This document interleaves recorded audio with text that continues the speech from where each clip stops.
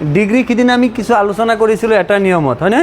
আৰু তোমালোকক কৈছিলোঁ তোমালোকৰ এক্সাম পইণ্ট অফ ভিউত যদি কথাটো কওঁ তেতিয়াহ'লে তোমালোকৰ 2 টাইপৰ ক্লাছ 10ত 2 টাইপৰ ডিগ্ৰী আহে ইয়াৰ উপৰি আৰু বেলেগ বেলেগ টাইপ আছে ডিগ্ৰী কিন্তু আমি কিমানখিনি লৈ নাযাওঁ সিদিনা আমি এটা ডিগ্ৰী কৰিছিলোঁ সেম ডিগ্ৰীটো আৰু এটা উদাহৰণ দিওঁ যেনে এভাৰেষ্ট শুনিছানে নাম the Everest is higher than any other কি টাৱাৰ না any other peak in the world আমি যিটো বাক্য দিয়া থাকিব সেই বাক্যটো আমি প্ৰথম কি চাম যিটো বাক্য দিয়া থাকিব সেই বাক্যটো আমি প্ৰথম কি চাম আমি প্ৰথম এইটোই চাম যে যিটো বাক্য দিয়া আছে সেইটো কোনটো ডিগ্ৰীত দিয়া আছে ডিগ্ৰী কেইটা আছে তিনিটা না পজিটিভ কম্পাৰেটিভ আৰু সুপাৰলেটিভ তে সুপাৰলেটিভ কম্পাৰেটিভ আৰু পজিটিভৰ মাজৰ পৰা কোনটো ডিগ্ৰীত দিয়া আছে বাক্যটো কম্পাৰেটিভ আমি আৰু এটা কথা কিদিনা অকণ বুজিছিলোঁ যে কম্পাৰেটিভ ডিগ্ৰী আৰু সুপাৰলেটিভ ডিগ্ৰীত ছাবজেক্ট ক'ত বহিব ফাৰ্ষ্টত বহিব তেতিয়াহ'লে ইয়াত কি আছে এইটো কম্পাৰেটিভ আছে আমি এতিয়া সুপাৰলেটিভ কৰিম সুপাৰলেটিভ মানে প্ৰথম কি লিখিম আমি ছাবজেক্ট কি হয় এভাৰেষ্ট তাৰপিছত তুমি বিভাৱ যিটো আছে সেইটো লিখিলা তাৰপিছত তুমি নিয়মৰ এটা দা লিখিব লাগিব হয়নে এই হায়াৰটো হৈছে সুপাৰলেটিভ নহয় কম্পাৰেটিভ হায়াৰৰ সুপাৰলেটিভ ডিগ্ৰী কৰিব হ'লে তাৰ পৰা ইয়াৰটো বাদ দিব লাগিব মৌৰৰ আৰ ইয়াৰ বাদ দিবলৈ যিটো থাকিব তাৰ সুপাৰলেটিভ ফৰ্ম কি হায়েষ্ট তাৰপিছত এই দেন এনি আদাৰ বস্তুটো খালি কোনটো ডিগ্ৰীত বহে কম্পাৰেটিভ তেতিয়াহ'লে দেন এনি আদাৰ এতিয়া বাদ দি পেলাই বাকী যি আছে লিখি দিয়া তাৰমানে দেন এনি আদাৰ বস্তুটো খালি কোনটো ডিগ্ৰীত বহে বুলি ক'লোঁ কম্পাৰেটিভ তেতিয়াহ'লে বাকী দুটা ডিগ্ৰীত দেন এনি আদাৰটো উঠাই দিবা এতিয়া আহিল 3 নম্বৰটো কি পজিটিভ কৰিলে ফাৰ্ষ্টত আমি কি লিখিম নো আদাৰ লিখি পেলাই যিটো বাদ দিলা দেন এনি আদাৰ এইটোতো অতিৰিক্ত খালি কম্পাৰেটিভৰ কাৰণে বহিছে ইয়াৰ পিছৰখিনি হৈছে অবজেক্ট লিখা নো আদাৰ অবজেক্ট বোলে কি কয় নো আদাৰ পিক ইন দ্য ৱৰ্ল্ড তাৰপিছত তোমাৰ বিভাৱ প্ৰশ্নটোত যি আছে সেইটো উলিয়াই লয় বিভাৱ মানে কি এম ইজাৰ আছে না এম ইজাৰ ৱাজাৰ যি আছে আৰু কি লিখিলা ইজ তাৰপিছত নিয়মৰ এটা কি লিখিবা এছ তাৰপিছত বেছ ফৰ্ম মানে ডিগ্ৰীৰ বেছ ফৰ্ম মানে কি পজিটিভ ফৰ্ম বেছ ফৰ্ম বুলি কোৱা হয় হায়াৰৰ পজিটিভ কি হাই তাৰপিছত কি লিখিবা ইজ এজ হাই তাৰপিছত এজ লিখি পেলাই আকৌ ছাবজেক্টটো কি দ্য এভাৰেষ্ট আমাৰ এইখিনিলৈকে হৈছিল এইখিনিত কিবা বুজাত অসুবিধা হৈছে ঠিক আছে এই উদাহৰণটো তোমালোক লিখি লোৱা আৰু তোমালোক অকণ ভাবি লোৱা আমি এতিয়া এই যে উদাহৰণটো লিখিলোঁ যে the Everest is higher than any other peak in the world এইটো হৈছে তোমালোকক সিদিনা ফৰ্মেশ্যন লিখিছিলোঁ হয় নহয় ইয়াত 3টা ফৰ্মেশ্যন লিখিছিলোঁ আৰু সেই ফৰ্মেশ্যনৰ ওপৰত বেছ কৰি টোটেল এই ফৰ্মেশ্যনৰ ওপৰত মানে এইটো মানে মিলাকে আমি উদাহৰণবোৰ কৰিছোঁ এতিয়া আমাৰ 2 নম্বৰ নিয়মত যাম 2 নম্বৰ নিয়মটো হৈছে সিদিনা কোৱা নাছিলোঁ চাগে মই পাহৰিলোঁ কোৱা নাই চাগে যেনে 2 নম্বৰ এইটো 2 নম্বৰ নিয়ম হা যেনে Rina is taller than Mina কৈছিলোঁ নেকি কিনা কোৱা নাই চোৱা ইয়াত বাক্যটো লিখিলোঁ Rina is taller than Mina এতিয়া আমি আগৰ নিয়মৰ লগত একদম সামান্য কিবা অকণ মিলিব বাকী নিমিলে ফৰ্মেশ্যনৰ লগত এতিয়া তোমালোকে যি বুজিছা আমি যেতিয়া এই যে ভাৰ্ব যেনেকৈ লিখে প্ৰেজেণ্ট পাষ্ট পাৰ্টিচিপল তেনেকৈ তোমাৰ পজিটিভ কম্পাৰেটিভ এণ্ড সুপাৰলেটিভ লিখিছিলোঁ না সেই হিচাপৰ পৰা চোৱা বাক্যটো কোনটো ডিগ্ৰীত আছে কম্পাৰেটিভ কেনেকৈ বুজিলোঁ কম্পাৰেটিভ ইয়াৰ আছে টলাৰ আছে কিন্তু ইয়াত দেন থকাৰ পিছত আৰু দুটা বস্তু আছিল কি আছিল দেন তাৰপিছত আছিল এনি আদাৰ ইয়াত দেন এনি আদাৰ আছেনে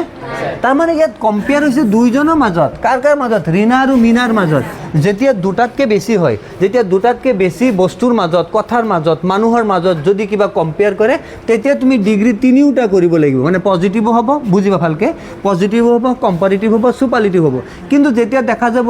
যে ছাবজেক্টৰ এইফালে এটা আৰু এইফালে এটা তেনেকুৱা বস্তু ডিগ্ৰী 3টা নহয় ডিগ্ৰী মাত্ৰ 2টা এটা হৈছে পজিটিভ আনটো হৈছে কম্পাৰেটিভ এইটো কৈছে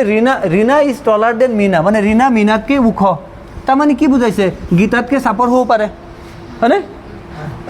ৰূপাতকৈ আৰু ওখ হ'ব পাৰে কিন্তু ৰীনা আৰু মিনাৰ মাজত কম্পেয়াৰ কৰি এনেকৈ কৈছে যে ৰীনা হৈছে মিনাতকৈ কেনেকুৱা ওখ যদি এনেকুৱা টাইপৰ বস্তু থাকে তুমি প্ৰথমটো বুজিলে এইটো ক'ত আছে কম্পাৰেটিভ এনেকুৱা বস্তু মানে এইফালে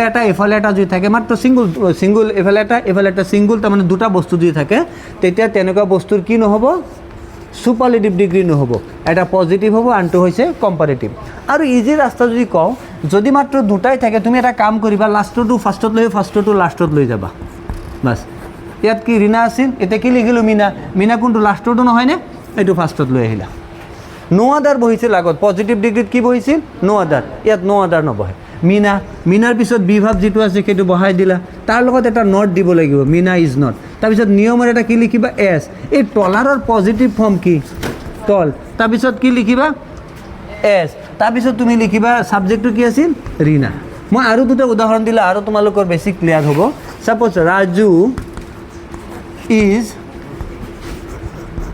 মোৰ পপুলাৰ দেন ৰাতুল এতিয়া এই যে বাক্যটো যে লিখিলোঁ এই বাক্যটো পজিটিভ নে কম্পাৰেটিভ কম্পাৰেটিভ তেতিয়াহ'লে আমি এইটো চিম্পল কথা কি কথা লাষ্টটো আমি ফাৰ্ষ্টত লিখিম কি আছে ৰাতুল তাৰপিছত কি হ'ব ইজ লগত কি দিম আমি নট এই যে নো আদাৰটো ইয়াত অক্সিলাৰী ভাৰ্বৰ পিছত হ'ব আগত হৈছিল নো প্ৰথম এতিয়া অক্সিলাৰী ভাৰ্বৰ পিছত নট তাৰপিছত এই মোৰ বস্তুটো বহে কম্পাৰেটিভ ডিগ্ৰীত আৰু চুপাৰলেটিভ এই জেগাত কি বহিব মষ্ট হয়নে মোৰৰ চুপাৰলেটিভ কি মষ্ট কিন্তু ইয়াত যেতিয়া আমি পজিটিভ কৰিম পজিটিভতো এই কথাটো ডাইৰেক্ট আহিব তাৰ আগত কি বহিব এছ পপুলাৰ তাৰপিছত আকৌ এছ লিখি পেলাই ছাবজেক্ট কি আছিল ৰাজু আৰু এটা চিম্পল উদাহৰণ দিওঁ তেতিয়া আৰু কিছু বুজিবা যেনে Geeta is not as a short as Rita এতিয়া এই বাক্যটো চোৱাচোন এইটো তোমাৰ পজিটিভ নে কম্পাৰেটিভ এইটো পজিটিভ নে কম্পাৰেটিভ পজিটিভ কাৰণ পজিটিভ নহ'লে এইটো থাকিলে হয় শ্বৰ্টাৰ পজিটিভ আছে বুলি ইয়াত কি আছে এজ আছে এজ বস্তুটো পজিটিভ বাদে কোনো ডিগ্ৰীত নবহে পজিটিভতে নট বহে বা ন' বহে গতিকে এইটো 100% ক'ত আছে পজিটিভ এতিয়া এনেকুৱা টাইপৰ বস্তু যদি ছাবজেক্ট এফালে এটা আৰু অবজেক্টটো এটাই থাকে তেনেকুৱা বস্তু লাষ্টৰটো ফাৰ্ষ্টত ফাৰ্ষ্টৰটো লাষ্টত হয় নাই দিলা ইজ এই নট বস্তুটো বহিবনে নট বস্তুটো কোনটো ডিগ্ৰীত বহে পজিটিভ তেতিয়াহ'লে আমি এইটো বাদ দিলোঁ এজ বস্তুটো কোন এনেকৈ বাদ দিবা এলিমিনেট কৰিবা এজ বস্তুটো কোনটো ডিগ্ৰীত বহে পজিটিভ এইটো বাদ দিলোঁ এই এজ বস্তুটো কোনটো ডিগ্ৰীত বহে পজিটিভ তেতিয়া বাকীবোৰ তুমি অকণ মিলাই দিলে হ'ল যেনে ৰীতা ইজ এইটো নবহে শ্বৰ্টৰ কম্পাৰেটিভ কি শ্বৰ্টাৰ তাৰপিছত কি লিখিবা এটা দেন এনি আদাৰ নহয় দেন এনি আদাৰ যে আৰু বহুত থাকে ৰীতাৰ লগত Rita is shorter then Gita তাৰমানে অৰ্থটো নালাগে এনেই কৈ আছোঁ যে ৰীতা গীতাতকৈ চাপৰ তাৰমানে গীতা ওখ এই বাক্যটোৰ একদম পপুলাৰ বিৰাট চবেই মানে ভাল পোৱা এটা উদাহৰণ হৈছে যে এইটো চিলভাৰ এই পৰীক্ষাত আহিলে এইটো আহি যায় silver is not as valuable as gold আমি প্ৰথম কি চাম বাক্যটো কোনটো ডিগ্ৰীত আছে এইটো চাম কোনটো ডিগ্ৰীত আছে এইটো পজিটিভ লাষ্টটো ফাৰ্ষ্টত লিখা কি লিখিবা গ'ল্ড হয়নে গ'ল্ড লিখিলে গ'ল্ডেন কালাৰ নালাগে এনেকুৱা কালাৰ হ'লেও চলিব হা গ'ল্ড তাৰপিছত ইজ নট নবহে এজ নবহে এতিয়া ভেলুৱেবলৰ কম্পাৰেটিভ ডিগ্ৰী কি আমি জানো চিলেবল যদি ছিংগুল থাকে তেতিয়া তাৰ লগত ই আৰু বা ই এছ টি যোগ কৰিলে চুপাৰলেটিভ কম্পাৰেটিভ হৈ যায় যদি এটাতকৈ বেছি চিলেবল থাকে মোৰ দেন ছিংগুল চিলেবল এটাতকৈ বেছি চিলেবল থাকিলে কম্পাৰেটিভত কি লিখিব লাগিব তাৰ আগত মোৰ গ'ল্ড ইজ মোৰ ভেলুৱেবল তাৰপিছত এটা দেন এনি আদাৰ বহিবনে নবহে দেন এই চিলভাৰটো এইফালে দিবা চিলভাৰ কালাৰ পাৰিলে দি দিবা হা বাছ আজি ইমানখিনি কৰিলোঁ ডিগ্ৰী আৰু তোমালোকৰ দৰকাৰ নাই এনেকুৱা টাইপৰ ডিগ্ৰী এই দুটা টাইপত কৰিলোঁ আৰু এক্সাম পইণ্ট অফ ভিউত ক'বলৈ গ'লে এই দুটাৰ ওপৰত তোমালোকৰ আহিব আৰু অকণ যেতিয়া ওপৰত যাবা হায়াৰ ছেকেণ্ডেৰীত যাবা বা তোমালোকৰ কি কম্পিটিটিভ এক্সামত বহিবা তেতিয়া বেলেগ আৰু নেক্সট তেনেকুৱা ভিডিঅ' আমি ঘৰত হ'লে এক্সট্ৰাকৈ বনাম ষ্টুডিঅ'ত ঠিক আছে আজি ইমানেই আমাৰ ডিগ্ৰী হৈ গ'ল বা এইখিনি পিছত আমি আলোচনা কৰিম থেংক ইউ